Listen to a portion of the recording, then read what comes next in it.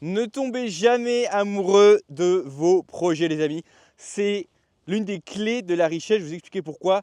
Très simplement, tout d'abord, regardez un petit peu le cadre que je vous offre aujourd'hui. On est de retour en Roumanie, hein, vous avez vu. Mais le fait d'être dans le froid n'interdit pas de faire des petites promenades en pleine nature comme ça, dans la forêt, avec une vue qui domine complètement la ville.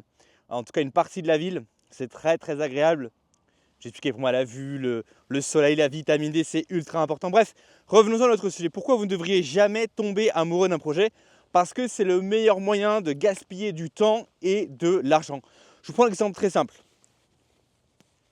Je dis toujours ça avant de tirer sur mon cigare, comme ça j'oublie d'un peu de suspense. Il y a un gars qui va se lancer sur un projet et c'est un mec qui a une approche, on va dire, result driven. Result driven, ça veut dire que le gars, il est là, il a des métriques, il a des KPIs, il a son critère de testabilité, je vais y revenir dans quelques secondes. Et il est là pour faire de l'oseille. Il est là, il veut lancer un projet. Lui, son focus, c'est je veux faire de l'oseille. Je pense que ce projet va marcher parce que X, Y, Z. Je m'attends à avoir tel résultat dans tant de temps. C'est quelqu'un qui mesure. C'est quelqu'un qui traque. C'est quelqu'un qui a des smart goals. Vous savez, SMART, S-M-A-R-T, c'est un framework de mesure d'objectifs. Vous pouvez regarder sur Wikipédia ce que ça fait. Il y en a un autre, tu vois, c'est un mec il réagit avec le cœur. Il se dit oui, mais moi, j'ai envie de me lancer là-dedans parce que c'est beau, parce que ça me fait du bien, parce que je connais un mec qui. J'ai vu un mec qui était là-dedans, il était trop swagger, etc., etc., etc. Les deux vont se lancer dedans. Le premier, c'est quelqu'un, comme je vous dis, les result driven. C'est un mec qui regarde uniquement les résultats. Alors, le gars lance sa boîte et au bout d'un mois, il voit que déjà ça marche pas trop parce qu'il traque, il mesure tout. Il voit que ça marche pas comme il avait imaginé. Donc, déjà, il est en train de se dire ok, c'est pas ce que je pensais. Est-ce que les raisons qui m'ont poussé à me lancer dans ce business, est-ce qu'elles sont toujours d'actualité? Est-ce qu'elles sont toujours valides? Est-ce qu'elles sont toujours valables? Est-ce que finalement je ferais pas mieux de pivoter? Il va regarder ce qui ne va pas. Tiens, je m'attendais à obtenir tel résultat en tant de temps. Finalement, on a obtenu moins de résultats. Qu'est-ce qui a cloché? Qu'est-ce que j'avais prévu de faire qui aurait dû m'apporter ces résultats que ça n'ait pas fonctionné? Est-ce que j'ai bien agi conformément au plan que j'avais fait initialement? Parce que ce qui peut arriver aussi, c'est que vous avez un plan en béton armé, très rationnel, très mesuré. Le plan ne peut pas échouer, alors pourquoi ça foire? Parce que vous n'exécutez pas le plan correctement, tout simplement.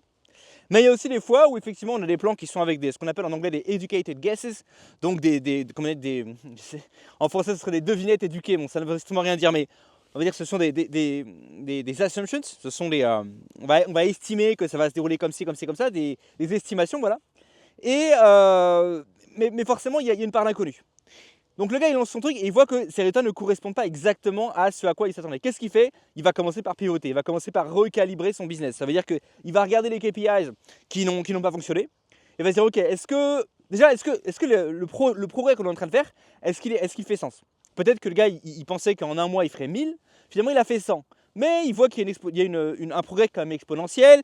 Si ok, moi j'aurais voulu avoir 1000, mais 100 ça me convient. En tout cas ça me convient suffisamment pour pousser encore jusqu'au mois prochain. A contrario, peut-être qu'en fait, il s'est rendu compte que tout ce qu'il avait mis sur pied, tout ce qu'il pensait, en fait, ça ne fonctionne pas du tout comme il imaginait. Je veux dire par là, les amis. C'est que le gars, il avait peut-être une équation. Il avait peut-être un business model il y avait plusieurs pivots, plusieurs points importants dans l'équation. Et il voit que l'un de ces points pivots, l'un de ces. Je reste un peu le micro. L'un de ces points clés dans son équation, le truc sur lequel il comptait justement pour que le business décolle.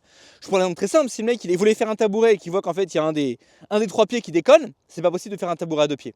Donc lui ce qu'il va faire c'est qu'il va pivoter, il va essayer de modifier son projet, il va essayer de modifier son produit, il va modifier son approche et il va itérer et ou bien il finira par tomber sur un truc rentable ou bien en fait il va complètement abandonner. Ou bien, il va effectivement directement abandonner. Il va lâcher l'affaire. Il va se dire, ok, ce truc-là, en fait, c'était pas le bon plan, c'était pas la bonne opportunité. Le gars qui m'a parlé de ça, il s'est foutu de ma gueule, il m'a menti. Ou bien alors, lui, peut-être c'était valide pour lui parce que ça marchait dans son bled, on va dire dans son industrie ou à son époque. Mais pour moi, ça marchait pour lui. Il va passer à autre chose. Potentiellement, si les mecs qui lancent des mini-projets comme ça tous les 2 mois, tous les 3 mois, chaque année, le gars, il a testé 4 projets. Et rappelez-vous, c'est un mec qui traque, c'est un mec qui affine, c'est un mec qui adapte. Pendant ce temps-là, il y a l'autre. L'autre, il s'est lancé dans son projet cœur et âme. Il s'est dit, mais moi, c'est ma passion, j'ai absolument envie de réussir, j'ai absolument envie que ça marche. Ça fait 1 mois qu'il est dedans, 2 mois qu'il est dedans, 3 mois qu'il est dedans. Il n'a pas forcément de KPIs, parce que c'est pas un mec qui fait ça avec sa tête. C'est un mec qui fait ça avec son cœur. Je tire dessus parce que sinon il va s'éteindre. C'est un mec qui fait ça avec son cœur. Donc le mec qui se lance, il se laisse un peu, vous savez, il se laisse dépasser parce que le temps passe très très vite, les amis. Faites attention à ça. Hein. Le temps passe très très vite. Donc le gars, si vous voulez, ça fait 1 mois, 2 mois, 3 mois, 6 mois qu'il est dedans, mais il va pas le temps passer. Il avance un petit peu comme il peut. C'est très bien déjà qu'il soit lancé. Il est déjà au-dessus de 99% des rêveurs. Hein. Ça, je ne lui jette pas la pierre pour ça. Mais il avance et il ne se rend pas compte qu'en fait, le postulat initial qu'il avait poussé rationnellement à se lancer dans cette activité n'est plus valable. C'est-à-dire que les mesures qu'il avait faites à la base, ce qu'il avait regardé à la base, ce qu'il avait poussé à la base à rentrer là-dedans, c'est plus valable. Peut-être que par exemple le mec il voulait se lancer dans l'horticulture parce qu'il avait vu un article sur le Figaro qu'il a eu l'horticulture, ça démarre de fou, c'est bon, c'est une industrie où il y a un plein boom, etc., etc., etc., etc. Et puis il se lance dedans, au bout de 3 mois, au bout de 6 mois, on voit que ça décolle pas du tout. Et puis en fait, il a pas fait attention, mais 3 mois plus tard, il y avait un nouvel article qui était sorti pour dire que le boom était terminé, pour dire que justement l'industrie avait été très vite saturée, pour dire que justement l'industrie était trop rentable et le fisc inévitablement avait foutu une loi pour empêcher les gens de se remplir les poches. Il n'a pas vu ça. Il est rentré dans le business à 100%, il s'est dit peut-être ouais, mon grand-père était là-dedans, c'est quelque chose que j'aime bien. Et vous voyez, il n'a pas réfléchi avec sa tête. C'est bien aussi de réfléchir avec son cœur, les amis. C'est bien de ne pas se lancer dans des trucs qui font sens sur le papier, qui font sens avec les chiffres, mais que vous détestez. Sinon, vous ne réussirez jamais, vous n'allez pas persévérer. Mais c'est quand même important de rester à un moment donné de rester la tête froide et de régulièrement auditer en fait les raisons qui vous ont poussé à lancer ce business et auditer en fait vos KPIs, auditer votre progrès. Vous demandez régulièrement, est-ce que les progrès que je fais dans cette industrie, dans cette entreprise, dans cette aventure correspondent à ce à quoi je m'attendais au début? Est-ce que le postulat de départ qui m'avait poussé à me lancer là-dedans, est-ce qu'il est toujours valable aujourd'hui? Vous voyez ce que je veux dire? Parce que ce qui va se passer, c'est que le gars, donc, il va pousser pendant 6 mois, il va pousser pendant 1 an. Mais le problème, c'est qu'au bout d'un an, il voit qu'à un moment donné, l'énergie n'y est plus, la passion n'y est plus. Et là, il commence à redescendre sur terre, il commence à devenir lucide. Oui, voilà, il a un coup dur, je sais pas, il perd son job. Et il ne lui reste que ça, que son business foireux. Et le gars se dit, putain, mais pourquoi j'avais fait ça à la base? Pourquoi ça marche pas là? Et là, il fait ce qu'il aurait dû faire depuis très longtemps. Il va se poser, il va sortir ses tableaux Excel, il va sortir ses documents, il va sortir ses track records, il va sortir ses études de marché. Il va se rendre compte qu'en fait, la piste à la base, le postulat départ qui l'avait poussé à aller là-dessus, n'est pas réalisé. Oui, mais il s'en est rendu compte au bout de 12 mois. Et même pire, il y a des gens qui se lancent en fait sans aucun postulat de départ. Ils n'ont pas d'objectif, ils ne se donnent aucun objectif. Donc le gars, peut-être qu'au bout de 12 mois, ne sait même plus quelles étaient les raisons à la base qui l'avaient poussé à se lancer. Et donc le gars, bon, je rajoute le micro. Et donc le gars, au bout de 12 mois, il s'est lancé, ne sait même plus pourquoi il s'est lancé. Et puis au fur et à mesure du temps, son truc ne marche pas, mais il se trouve toujours des raisons, il se trouve toujours des excuses pour continuer, pour pousser, etc. parce qu'il a des rêves, rien n'est raisonnable en fait, rien n'est rationnel, rien n'est mesuré, rien n'est raisonnable. Il a des rêves, il s'imagine que quand il aura réussi, il sera comme ça. Il y a des images mentales. Je vous ai parlé de ces gens qui font des projections mentales, qui font des images mentales pour effectivement se motiver. Ils se disent quand je réussirai, je serai comme ci, je serai comme ça. Et du coup, il n'y a rien de raisonnable, il n'y a rien de rationnel, il n'y a rien qui est mesuré. C'est tout simplement en fait des émotions qui se mélangent dans votre tête jusqu'au jour en fait où vous tombez à court de motivation parce que ces émotions ne sont plus là, parce que vous êtes passé à autre chose, parce qu'en fait vous poursuivez vous avez le FOMO, Fear of Missing Out, le Shiny Object Syndrome, et donc vous poursuivez ce but-là jusqu'à un moment donné où tiens, il y a un nouveau truc brillant qui arrive devant vous et vous ne savez même pas pourquoi vous avez commencé le truc d'avant, vous ne savez même pas d'ailleurs pourquoi vous allez l'arrêter, vous ne savez pas si ça a marché, qu'est-ce qui n'a pas marché, qu'est-ce qui aurait dû marcher, et vous passez d'un sujet à l'autre comme ça. Et le problème, c'est qu'à force d'aller d'échec en échec comme ça, en pataugeant, sans regarder où on va, sans avoir d'objectif clair, sans savoir pourquoi on a lancé ça, qu'est-ce qu'on aurait dû faire, qu'est-ce qui a foiré, qu'est-ce que j'ai pu apprendre de ce projet qui va me permettre de mieux réussir la prochaine fois. Comme vous n'avez mesuré rien de tout ça, vous avez perdu 1 an, et en plus vous avez perdu de la motivation, et en plus comme vous n'avez rien appris, vous n'avez rien mesuré, eh bien vous êtes tout simplement dans le désarroi, vous êtes dans la dépression, vous dites finalement ça sert à rien, puis tout se mélange dans votre tête. Vous voyez, l'entrepreneuriat ça marche pas, le business en ligne ça marche pas, ceci ça marche pas, et vous abandonnez. Alors que le gars au bout d'1 an, lui, ça fait peut-être 4 business qu'il lance, et peut-être qu'en fait les 4 business à chaque fois il apprend quelque chose. Il apprend que tiens, cette approche elle marche mieux que l'autre. Tiens, le contenu organique fonctionne mieux que le contenu payant. Tiens, le contenu format court fonctionne mieux que le contenu format long. Tiens, faire les collabs c'est mieux que de faire des vidéos tous les jours, ou inversement. Le gars il apprend tous les jours, il apprend. Ça fait qu'au bout d'1 an, au bout de 2 ans, imaginez, au bout de 2 ans, s'il allait d'échec en échec, malheureusement, ça fait le 8e projet qu'il lance, mais comme il mesure tout, comme il traque tout, il sait exactement pourquoi il se lance là-dedans, il sait exactement qu'est-ce qu'il va actionner, quand il va l'actionner. Non seulement il a beaucoup plus de momentum, il a beaucoup plus de vélocité, et même il a beaucoup plus de data, il sait exactement quoi faire quand il va lancer son prochain business. Et d'ailleurs, si le gars, justement, il est cohérent avec ce qu'il fait, il fait attention à ce qu'il lance, il regarde bien les métriques qui sont intéressantes, etc., tôt ou tard, à un moment donné, avant de lancer les trucs, en fait, c'est comme un mec qui fait des avions en papier. Il en lance un premier, ça marche pas, mais il regarde bien pourquoi.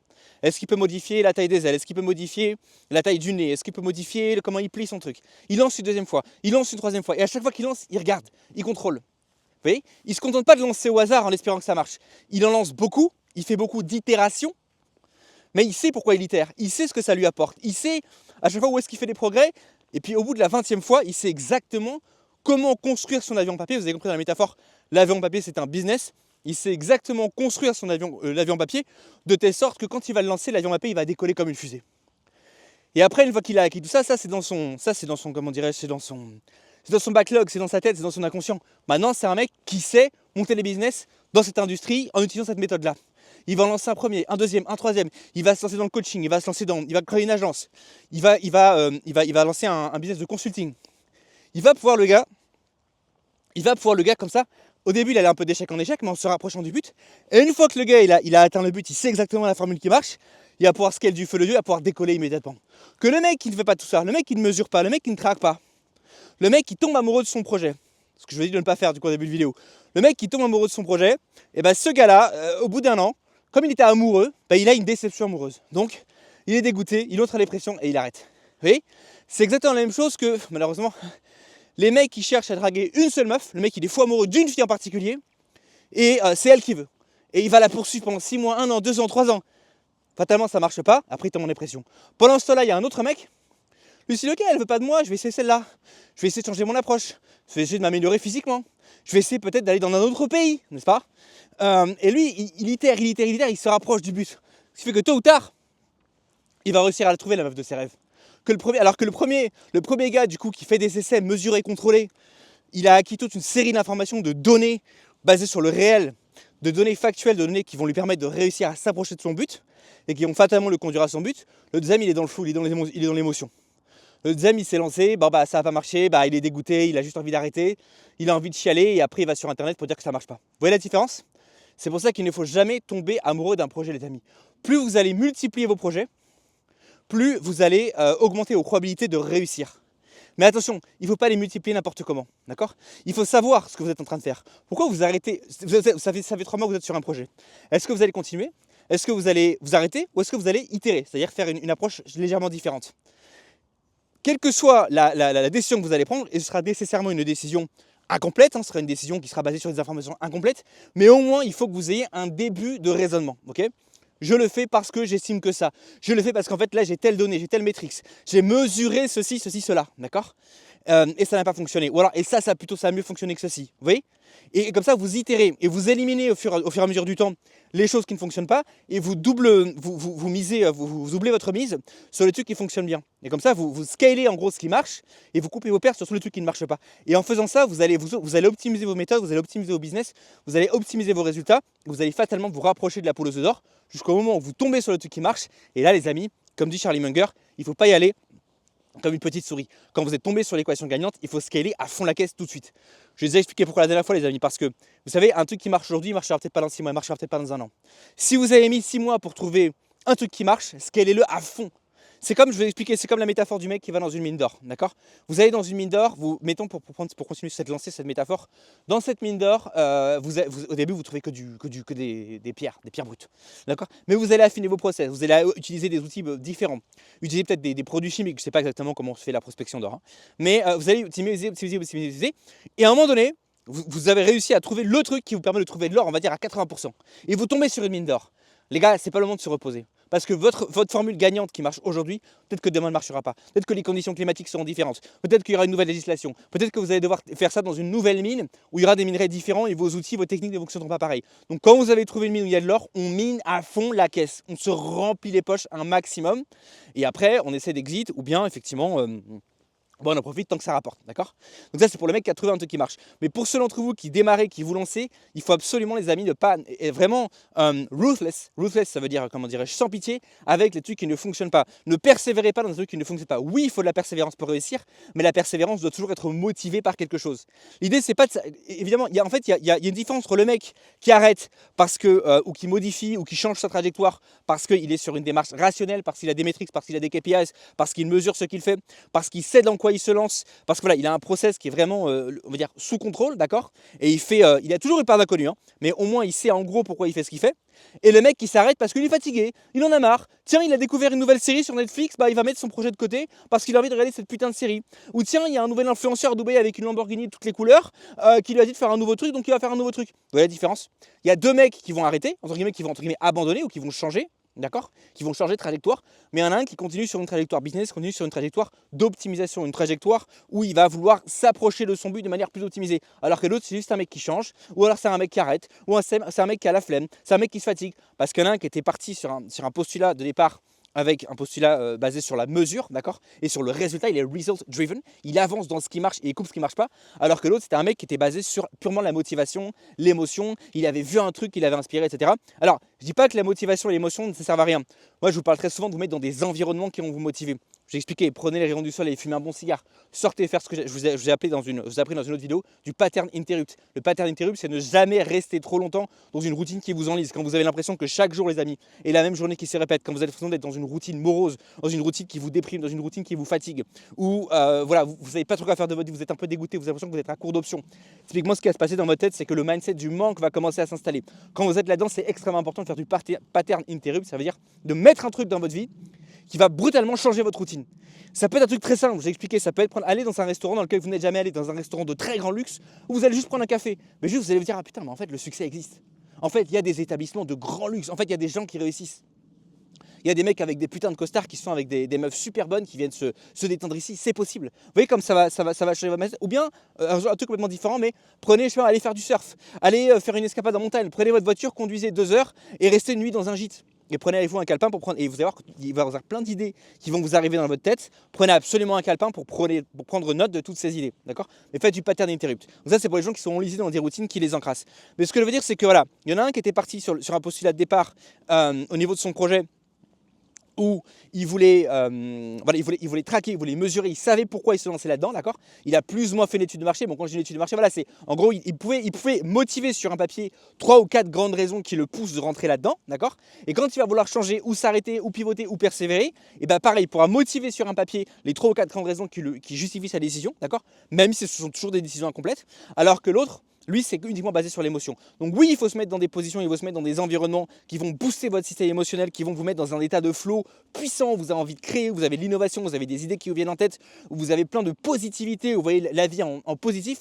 Il faut un maximum vous mettre dans des moods, dans des, comment dirais-je, dans des environnements, que ce soit des environnements physiques, hein, comme ici, ou bien dans des environnements psychologiques, en écoutant les bons podcasts, en vous gavant la tête de positivité. Attention par contre au scam, hein. Oui, il faut travailler aux positivités, mais ça ne veut pas dire qu'il faut mettre de côté le côté rationnel, le côté mesurable, le côté tracking, d'accord? Il faut que dans 3 mois, dans 6 mois, vous disiez, ok, mon but c'était ça, est-ce que j'ai accompli mon but? Est-ce que je suis en retard? Est-ce que je suis en avance? Qu'est-ce qui a mieux marché que ce que j'aurais imaginé? Qu'est-ce qui a moins bien marché que ce que j'aurais imaginé? Qu'est-ce qui a cartonné? Qu'est-ce qui a chié? Est-ce que finalement cette industrie-là, finalement, c'est pas un scam? Est-ce que je me suis pas lancé là-dedans parce que j'ai vu un mec sur Internet le faire, il m'a inspiré et finalement j'ai envie de complètement arrêter parce que ça marche pas du tout? Est-ce que finalement, je sais pas, au contraire, en faisant ça, en fait, il y avait, on va dire, 5 grands piliers dans mon business. Et l'un de ces piliers-là, c'était par exemple, je sais pas, le mec, par exemple, il fait de l'horticulture. Et ben, par exemple, pour faire de l'horticulture, il a dû se mettre en marketing et il a vu qu'en fait, dans le marketing, il cartonne. Il réussit à faire marcher n'importe quelle pub.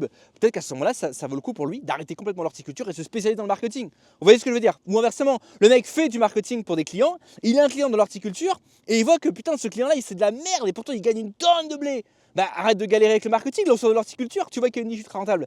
Attention, c'est vrai qu'il ne faut pas non plus se lancer dans des trucs qui ne sont pas du tout faits pour vous, d'accord? C'est simplement pour copier-coller un truc qui marche, pour copier un mec parce que vous voyez, gagner de l'oseille, peut-être que vous n'avez pas son track record, vous n'avez pas exactement sa personnalité, vous n'avez pas exactement...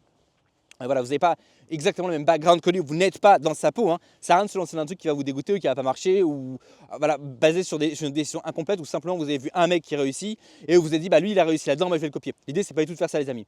Mais entre copier et s'inspirer, la barrière est floue et il ne faut pas non plus hésiter à s'inspirer beaucoup, même si des fois vous avez l'impression de copier. Okay, une ville, par exemple, vous pouvez très bien aller dans une ville où il y a 3 ou 4 magasins de glace, ils gagnent tous de l'oseille. D'accord. Pourtant, le 5e magasin de glace, c'est pas dire, mais moi je ne l'ai pas copié les autres.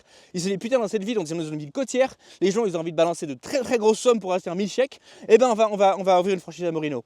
Et ben on va ouvrir un petit magasin de glace. Vous voyez ce que je veux dire? Ou bien il y a un petit mec qui n'a pas forcément eu les moyens, lui, de s'installer sur la Grand Place et de banquer de très très grosses sommes comme les grandes chaînes. Mais lui, il se met dans un petit coin, il a son petit truc à lui, et puis il fait ses 2, 3, 4 000 euros par mois, comme ça, en vendant ses putains de glace, et puis il est son propre patron, il vit dans une belle ville côtière, il n'a pas un job qui lui tape sur le système, vous voyez ce que je veux dire? Il a trouvé une niche, peut-être qu'il n'avait pas les moyens de se positionner comme les gros, mais il a trouvé un angle d'attaque où lui, il peut se mettre sur le côté et gratter un peu quand même les petits minerais d'or qui sortent, que les gros sont pas intéressés, vous voyez ce que je veux dire? Voilà les amis, donc conclusion de cette vidéo, ne tombez pas amoureux de vos projets. Gardez toujours la tête froide et n'ayez jamais peur d'abandonner les choses qui ne marchent pas. Vous connaissez le biais psychologique des sunk costs, ce qu'on appelle le sunk cost fallacy. C'est le biais des coûts perdus, des coûts irrécupérables, voilà comment dire en français. Les coûts irrécupérables, c'est vous avez trimé 1 mois, 1 an, 5 ans dans une activité, dans un domaine particulier. Vous avez tellement investi de temps et ou d'argent dans ce domaine-là que vous ne voulez plus lâcher l'affaire. Parce que vous dites non, j'ai trop misé là-dessus pour m'arrêter. Mais ça se trouve qu'en fait, les amis, les petits résultats que vous avez obtenus en trimant 5 ans dans un business qui ne sert à rien, qui ne marche pas, il n'y a pas d'avenir dedans, d'accord? Peut-être il y a un mec en 5 mois sur un autre business complètement différent, peut-être vous-même. Si vous étiez mis sur cet autre business complètement différent, vous auriez eu de meilleurs résultats en 5 mois avec très peu d'expérience qu'en 5 ans dans un business model qui ne fonctionne pas, les amis. Vous voyez ce que je veux dire? Donc très important, les amis, de toujours garder la tête froide, de ne jamais hésiter à couper vos pertes. Ça, c'est un truc que les traders connaissent, ne jamais hésiter à couper vos pertes, d'accord? Quand un truc qui ne fonctionne pas, qui montre des signes de faiblesse, quand vous voyez que vous êtes en train de gaspiller du temps, de l'argent, de l'énergie, du focus, de la motivation dans une business venture qui ne fonctionne pas, qui ne rapporte pas les résultats escomptés, d'accord?